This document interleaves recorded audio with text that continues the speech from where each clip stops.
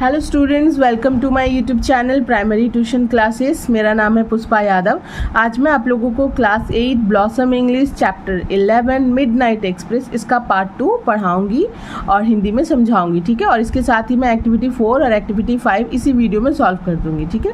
इसके पहले मैंने पार्ट 1 पढ़ा दिया है और हिंदी में सॉल्व भी समझा भी दिया है मैंने, और एक्टिविटी 1, 2, 3 सॉल्व है, ठीक है। आप हमारे चैनल के प्लेलिस्ट में या चैनल पर आप लोग जाइएगा तो फर्स्ट वीडियो आप लोगों को यही मिलेगी, ठीक है।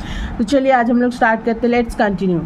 There was a single dull lamp glowing. एक मध्यम सा दीपक जल रहा था या लैम्प जल रहा था, जो भी हम लोग बोलें। Mortimer in the lamp light suddenly noticed a dark and solitary figure he new.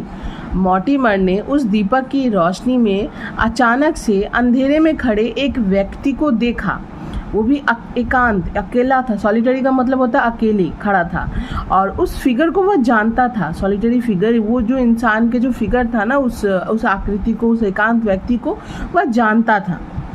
It was seen on page 50 of his book in his childhood.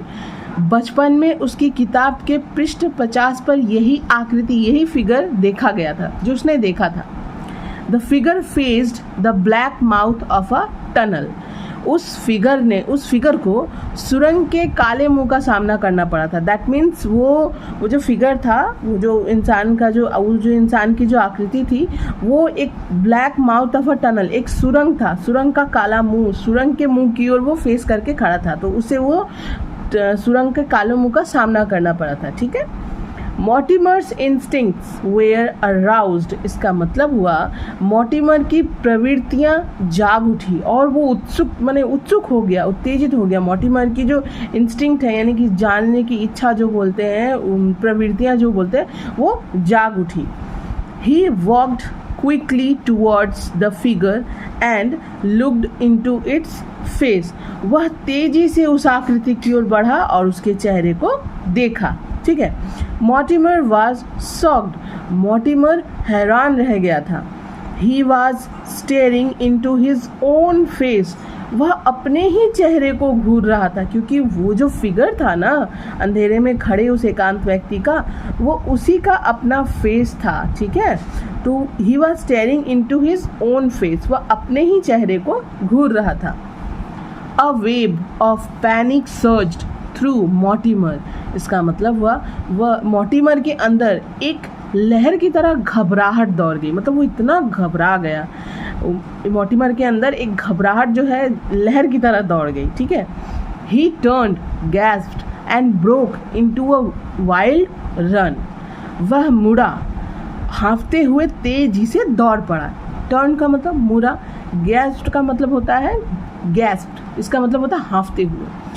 वह मुड़ा और हाँफते हुए तेजी से दौड़ पड़ा। He stumbled out of the platform and rush down a moonlit road. वह platform से लड़खड़ाते हुए बाहर निकला और चांदनी सी रोशन सड़क पर दौड़ पड़ा। मतलब स्टम्बल्ड का मतलब लड़खड़ाते हुए प्लेटफॉर्म से बाहर निकल गया, ठीक है। और मूनलिट रोड का मतलब क्या होता है, वो जो रास्ता था उस समय चांदनी रात थी, तो चांदनी की रोशन रात में उस रोड पर दौड़ पड़ा। He could hear the echo of his own footsteps behind him. वह अपने पीछे अपने कदमों की गूंज सुन सकता था, ठीक है।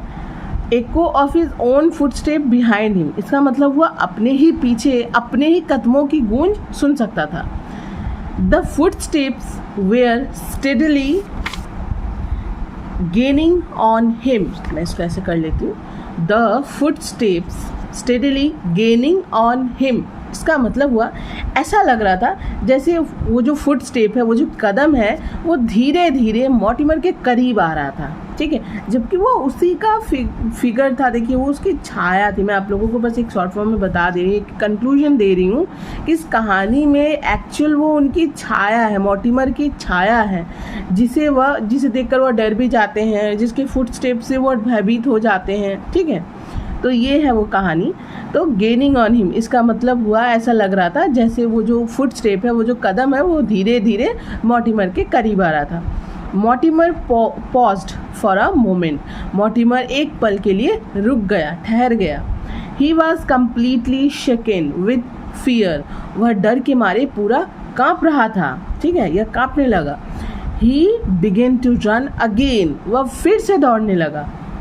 Quarter of a mile down, 1/4 मील नीचे। Quarter of a mile down का मतलब होता है 1/4 मील नीचे। Mortimer saw a small white cottage, 1/4 मील नीचे मॉर्टिमर ने एक छोटा सा सफ़ेद कुटीर देखा। कॉटेज का मतलब होता है कुटीर, कोई कॉटेज था, ठीक है, घर जैसा था, उसे देखा।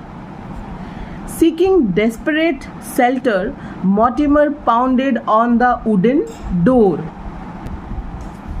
ठीक है, Seeking desperate shelter, Mortimer pounded on the wooden door. इसका मतलब हुआ बेतहाशा शरण की तलाश में, क्योंकि उन्हें उस समय ठहरने के लिए कहीं जगह चाहिए थी। मतलब वो इतने डर गए थे ना कि उन्हें कहीं ठहरने के लिए जगह चाहिए थी, कहीं शरण लेना चाहते थे।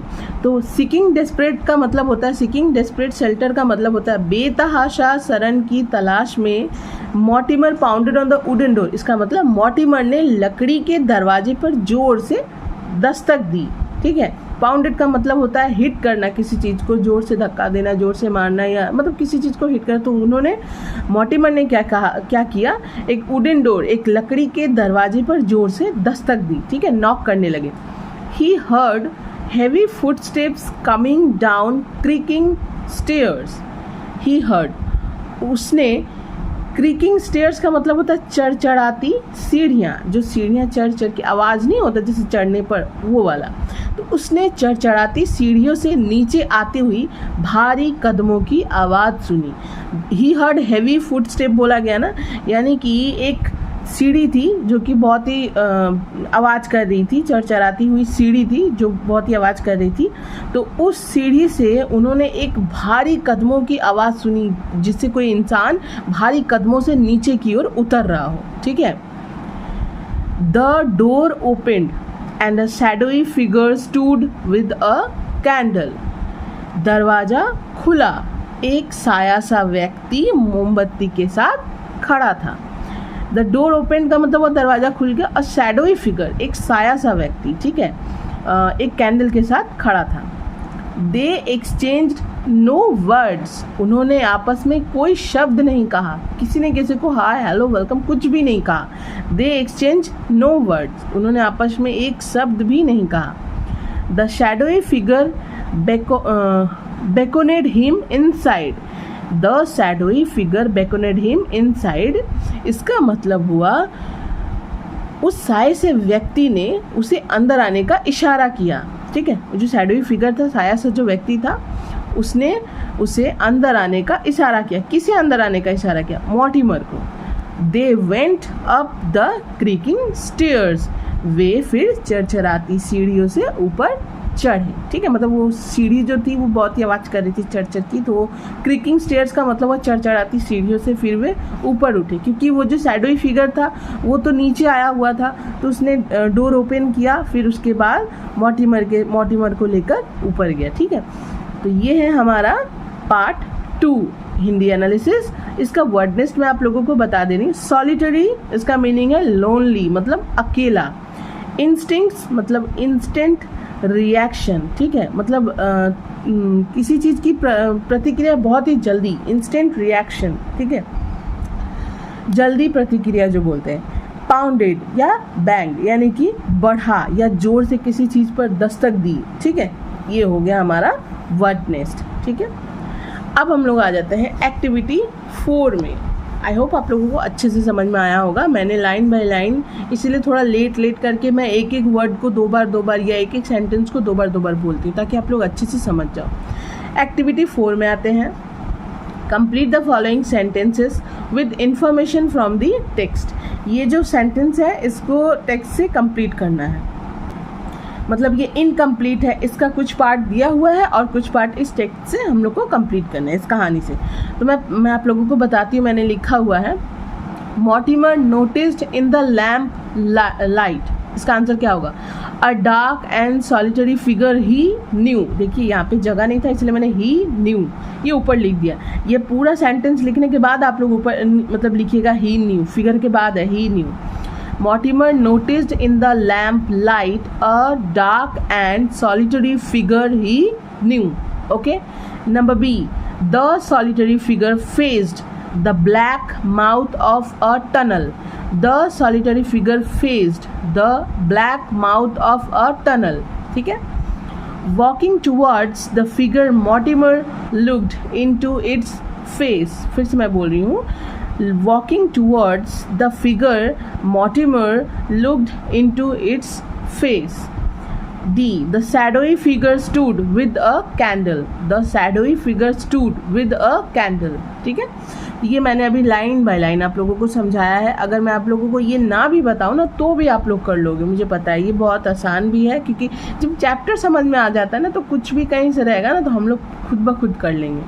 अच्छा, अब हम लोग आ जाते हैं एक्टिविटी 5 में. ये देखिए वो लैंप जल रहा था ना, ये है वो, और ये है मॉर्टिमर, और ये है उसका फिगर, शैडोई फिगर, और ये है वो डल लैंप, सिंगल डल लैंप. ठीक है, एक प्लेटफॉर्म पे जल रहा है. और ये है वो टनल.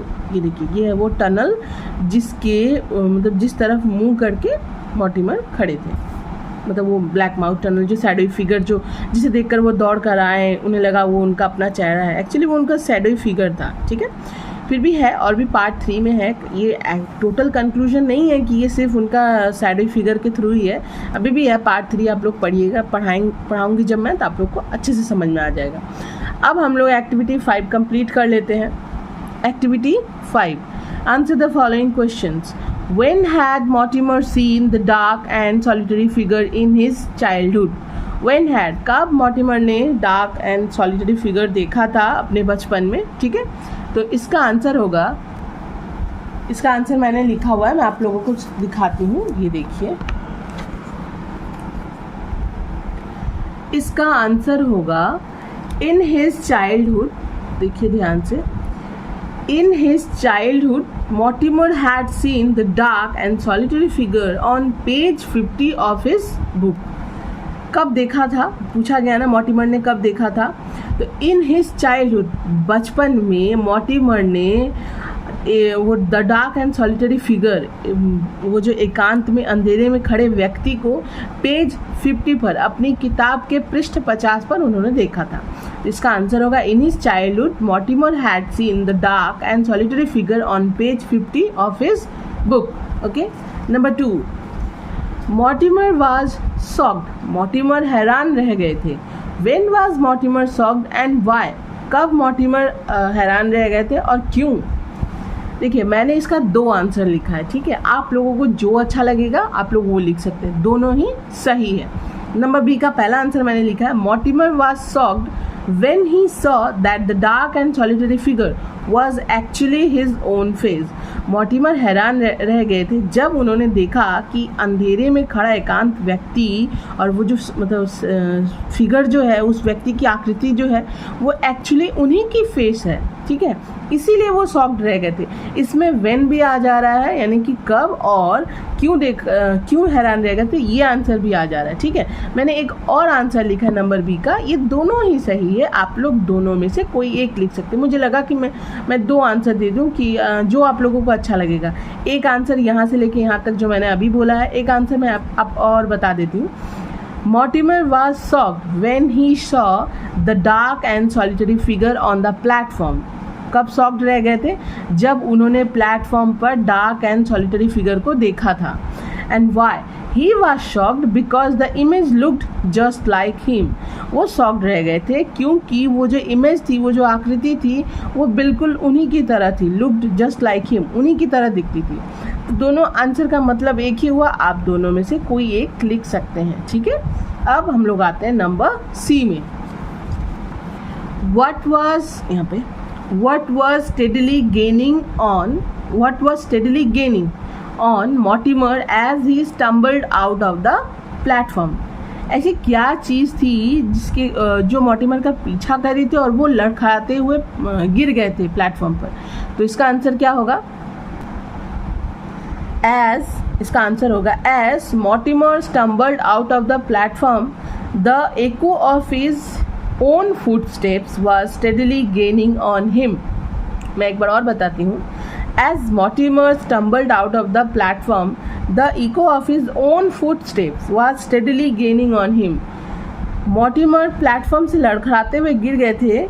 उनकी जो फुटस्टेप, उन्हीं के जो कदमों की गूंज थी, वही उनका पीछा कर रही थी, वही उनके पीछे पीछे आ रही थी, उनकी तरफ धीरे धीरे बढ़ रही थी, जिसकी वजह से वो डरकर प्लेटफॉर्म पर गिर गए, मतलब लड़खड़ाते हुए प्लेटफॉर्म से भागने लगे थे. As Mortimer stumbled out of the platform, the echo of his own footsteps was steadily gaining on him. ये हो गया नंबर सी का आंसर. ठीक है, तो इसी के साथ हमारा पार्ट 2 कंप्लीट होता है और एक्टिविटी 4 और 5 भी मैंने कंप्लीट कर दिया. अब नेक्स्ट मैं पार्ट 3 पढ़ाऊंगी और इसका जितना भी एक्टिविटीज़ है मैं सॉल्व कर दूंगी. ठीक है, वीडियो अगर अच्छी लगी तो प्लीज़ वीडियो को लाइक, शेयर एंड सब्सक्राइब कीजिए. मैं मिलती हूँ नेक्स्ट वीडियो में. बाय.